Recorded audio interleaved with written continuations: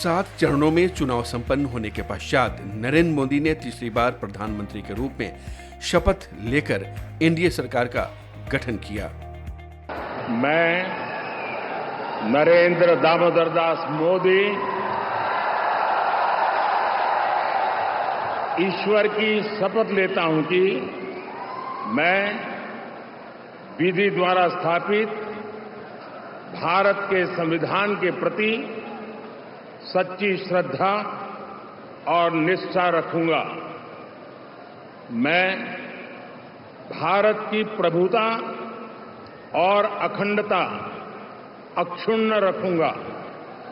मैं संघ के प्रधानमंत्री के रूप में अपने कर्तव्यों का श्रद्धापूर्वक और शुद्ध अंतःकरण से निर्वहन करूंगा तथा मैं भय या पक्षपात, अनुराग या द्वेष के बिना सभी प्रकार के लोगों के प्रति संविधान और विधि के अनुसार न्याय करूंगा। एनडीए के घटक दलों ने नरेंद्र मोदी को सर्वसम्मति से नेता चुनकर प्रधानमंत्री बनने का रास्ता प्रशस्त किया। इस अवसर पर प्रमुख रूप से टीडीपी के प्रमुख चंद्रबाबू नायडू एवं जेडीयू प्रमुख नीतीश कुमार ने प्रधानमंत्री के रूप में नरेंद्र मोदी को न सिर्फ समर्थन दिया बल्कि उनके कार्यकाल में विकसित भारत की परिकल्पना में विश्वास जताया। हम आपको आश्वस्त करते हैं कि आप इधर उधर होने वाले नहीं हैं, हम रहेंगे आप ही के साथ। गौरतलब है कि देश में पहली बार एनडीए के रूप में किसी गठबंधन को लगातार 3 बार जनता ने पूर्ण बहुमत के साथ अपना विश्वास जताया है। जी, सबसे पहले तो ये हमारे लोकतंत्र की बहुत बड़ी जीत है कि एक सरकार अपना तीसरा कार्यकाल शुरू करने जा रही है, वो भी आज के चुनौतीपूर्ण समय में। अगर मैं अपेक्षा की बात करूं तो सिंस एक ही सरकार तीसरी बार आ रही है तो मेरी अपेक्षा यही है कि वो अपनी पुरानी स्कीमों को का जो फ़ायदा है, उनका जो लाभ है, और भी लोगों तक पहुंचा सके। कि जैसे स्किल इंडिया मिशन जैसे और भी मिशन लाए जाएं ताकि जो हमारा जो यूथ है वो स्किल की तरफ जाए और नई एम्प्लॉयमेंट अपॉर्चुनिटीज़ बन सकें। हमारे जो युवा है, जो हमारे अभ्यर्थी हैं, जो उनके भविष्य और उनके भावनाओं के साथ जो एक खिलवाड़ हो रहा है उसको एक तरह से रोका जाए। बस मेरी जो आगामी सरकार है उनसे यही निवेदन है, यही विनती है। अपने भारत के सांस्कृतिक राष्ट्रवाद को आगे बढ़ाने के लिए, पुनः भारत को तृतीय शक्ति के रूप में उभारने के लिए आज एक ऐसी मजबूत सरकार की जरूरत है, एक ऐसी स्थिर सरकार की जरूरत है जो भ्रष्टाचार पर नकेल कर सके।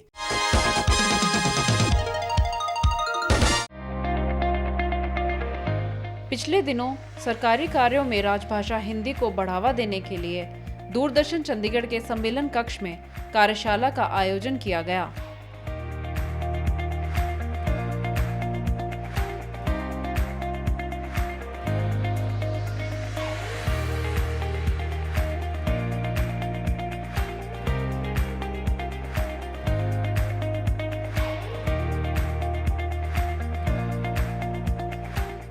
हिंदी कार्यशाला में दूरदर्शन चंडीगढ़ के अधिकारियों एवं कर्मियों को 100% हिंदी में कार्य करने का आह्वान करते हुए क्लस्टर प्रमुख सुमित गोयल ने अपने संबोधन में कहा कि हिंदी में सोचना जितना आसान है उतना ही कार्य करने में भी सुगमता है।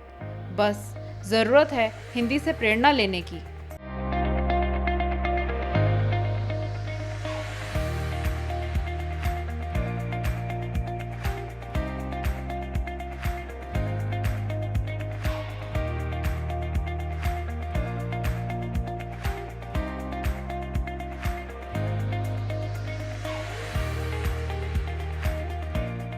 इस अवसर पर दूरदर्शन चंडीगढ़ के अधिकारियों एवं कर्मियों ने अपने अपने विचारों को साझा किया। हमने ई फाइल जनरेट करनी है, वो कौन सा सेक्शन वाइज वो किया है। बिल्कुल सही कह रहे हैं। ये जो अपने आप पर्सनल लेवल पे जो ई फाइल जनरेट कर ले रहे थे वो नहीं होनी चाहिए। इसकी बजाय जो सेक्शन है वो फाइल जनरेट करे। अगर किसी पर्टिकुलर ऑफिसर को ज़रूरत पड़ रही है कि कोई ई फाइल जनरेट करवानी है तो वो एक नोट शीट के ऊपर बेसिक उसकी हेडिंग और उसका बेसिक मैटर, और एक दो अगर कोई अटैचमेंट्स क्रिएट करवानी है तो वो कंसर्न सेक्शन को भेजे। ये हमने करना शुरू कर दिया है। बहरहाल राजभाषा हिंदी से संबंधित इस तरह का आयोजन सरकारी कामकाजों में सार्थक पहल के रूप में देखा जा रहा है। आज बाजार एवं व्यवसाय में हिंदी का बढ़ता प्रचलन, व्यवसायी क्षेत्र में भी हिंदी अब मजबूती के साथ अपनी उपयोगिता को सिद्ध करने में कामयाब नजर आ रही है।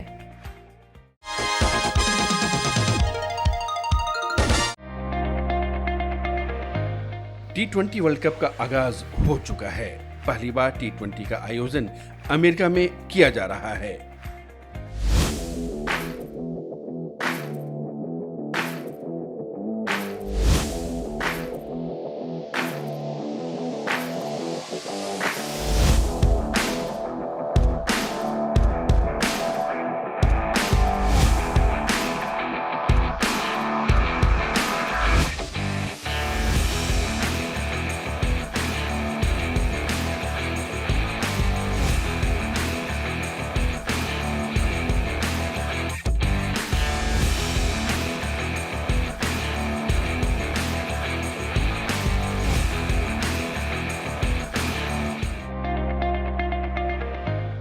टीम इंडिया ने अपने दोनों मैचों में आसानी से आयरलैंड एवं पाकिस्तान को हराकर एक जबरदस्त एवं मजबूत दावेदारी पेश की है।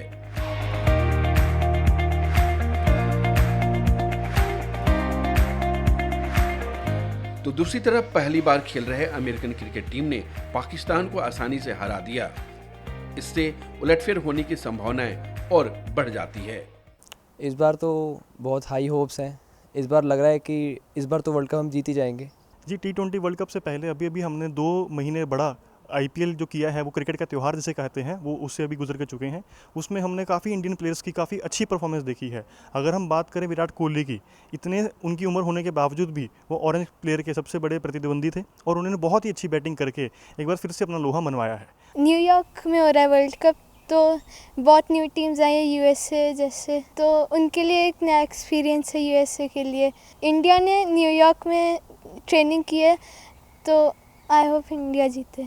टीम से काफ़ी उम्मीद है क्योंकि इस बार प्रैक्टिस वगैरह टीम की काफ़ी अच्छी है और गवर्नमेंट ने भी काफ़ी इंफ्रास्ट्रक्चर वगैरह में काफ़ी वो करा है, तो इस करके उम्मीद है इस बार जीत सकते हैं। और न्यूयॉर्क की पिचेस ही ऐसी हैं कि वी हैव सीन कि लो स्कोरिंग मैचेस चल रहे हैं, तो let's hope for the best. With the Jadeja on our side, we can easily pull off. We think we'll be the winners, और T20 will come back to us. इस बार जो world cup हो रहा है वो न्यूयॉर्क में हो रहा है आधा और वेस्ट इंडीज़ में हो रहा है। 2 धरतियों में हो रहा है, तो अलग अलग है उनके एस्पेक्ट्स और अलग कंडीशंस अलग अलग हैं, तो टफ कंडीशन है, लेकिन they will do it. Hope for the best. ये सच है कि पिछले दशकों में टीम इंडिया ने कई वर्ल्ड कप को बहुत करीब से खोया है, लेकिन पिछले प्रदर्शन को देखते हुए अमेरिका में खेले जा रहे T20 वर्ल्ड कप को पाने की उम्मीदें अवश्य की जा सकती है।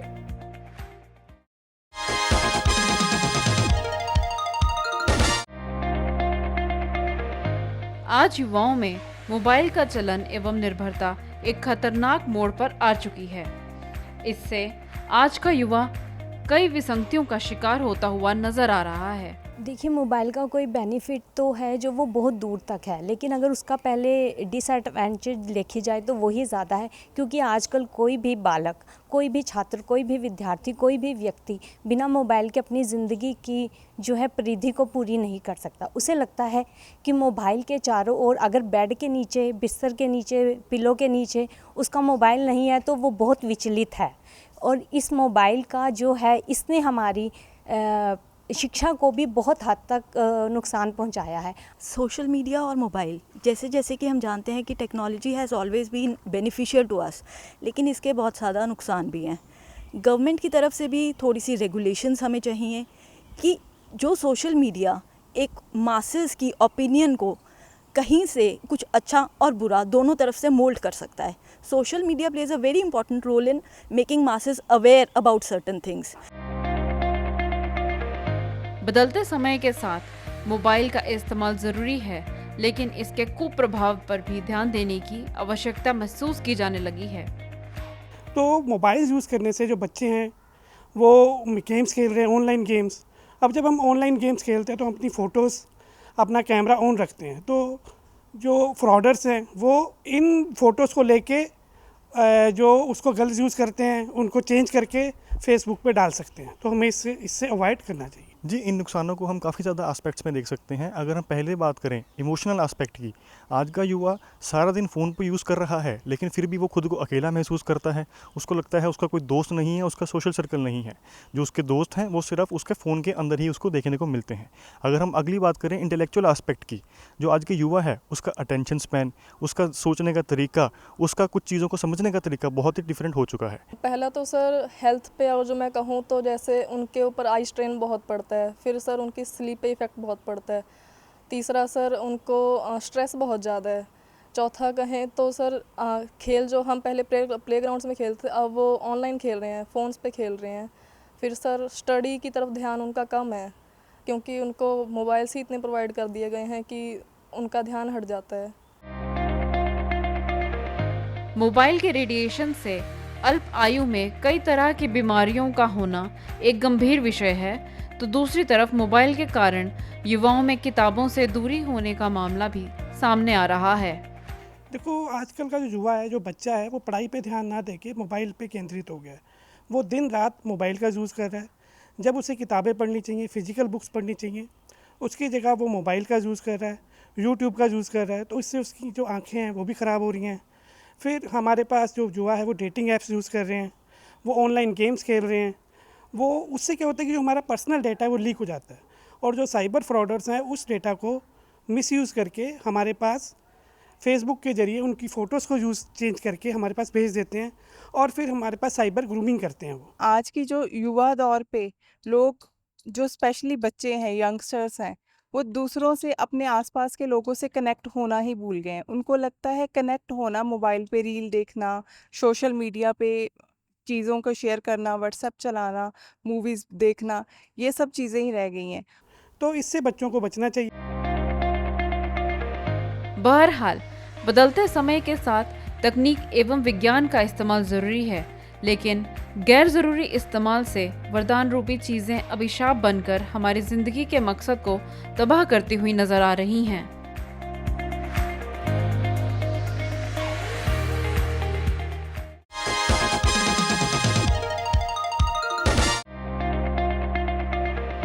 पिछले दिनों चंडीगढ़ के सेक्टर 17 स्थित टीएस सेंट्रल लाइब्रेरी में विभिन्न स्कूलों के करीब 65 छात्रों ने ग्रीष्मकालीन थिएटर वर्कशॉप में भाग लिया।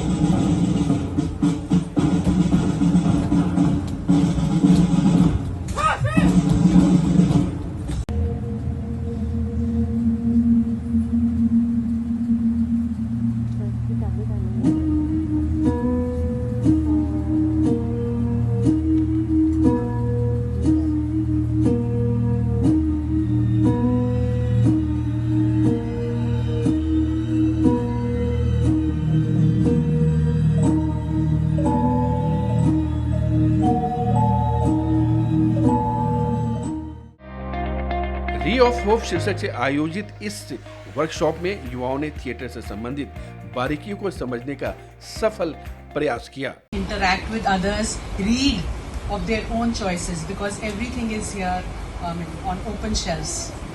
Like children can read whatever subject they want to, enjoy toys, games. We even have computers. They can play video games. But our focus is towards the holistic development of your child here. So thank you so much. इस अवसर पर theatre जगत से जुड़े विशेषज्ञों ने अपने अनुभव को साझा किया। हम इतने ब्लेस्ड हैं कि हम एक ऐसी सिटी में रह रहे हैं जहाँ पे इतनी फैसिलिटीज अवेलेबल है और इतनी प्यारी लाइब्रेरी अवेलेबल है। किसी टाइम भी आप आइए, पिन ड्रॉप साइलेंस मिलेगा, इतना डिसिप्लिन है पूरी बिल्डिंग से नीचे से ऊपर तक। री ऑफ होप से आयोजित इस तरह का थिएटर वर्कशॉप युवाओं के बीच एक सकारात्मक पहल के रूप में देखा जा रहा है, जिससे थिएटर के भविष्य को न सिर्फ मजबूती मिलेगी बल्कि आने वाले दिनों में थिएटर को एक बड़ा युवा वर्ग भी मिल सकेगा।